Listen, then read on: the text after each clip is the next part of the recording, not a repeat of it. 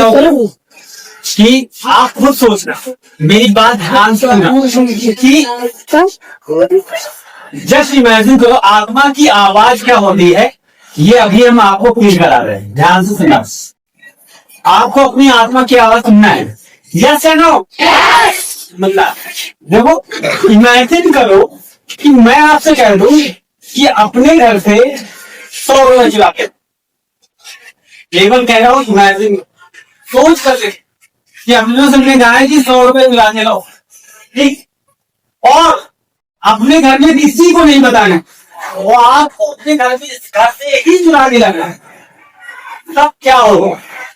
और मान लिया कि बहुत ज्यादा इंपॉर्टेंट है, ठीक, आप हमारी बात को नहीं डाल, आप हमें हद से ज्यादा मानते हो, ठीक, और आपके मम्मी पापा नहीं दे रहे हैं, ठीक, तो आप चोरी करने गए, ठीक, पहुंच गए अलमारी में या अपनी पापा की बैठ के पास पहुंच गए। जब बैंक आप सोचो कि चोरी करने जाना, सोचो कि अंदर से क्या आ रहा हो, दो बातें आ रही होंगी।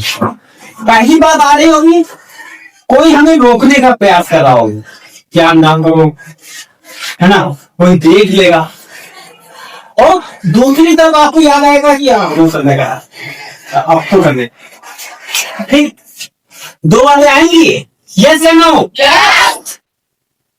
पता है, जो आपको रोक रहा होगा, ठीक है, कि नहीं करो, गलत है, ये सब करना गलत है, और फिर आपको अंदर से आएगा कोई देख रहा है, हालांकि कोई नहीं देख रहा होगा, लेकिन तब भी आपको लगेगा कोई देख रहा है, किसी ने देख ना लिया हो।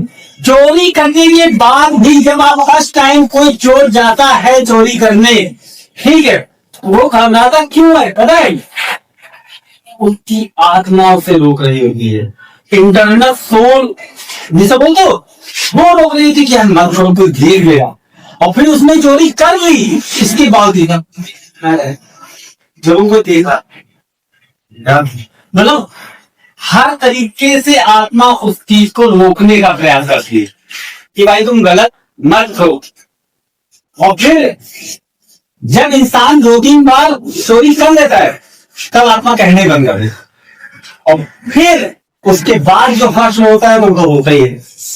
ये इंसान जो है, फिर उसके बाद वो जब हारता है तो बुरी तरीके से हार करके खत्म नहीं होता है ना।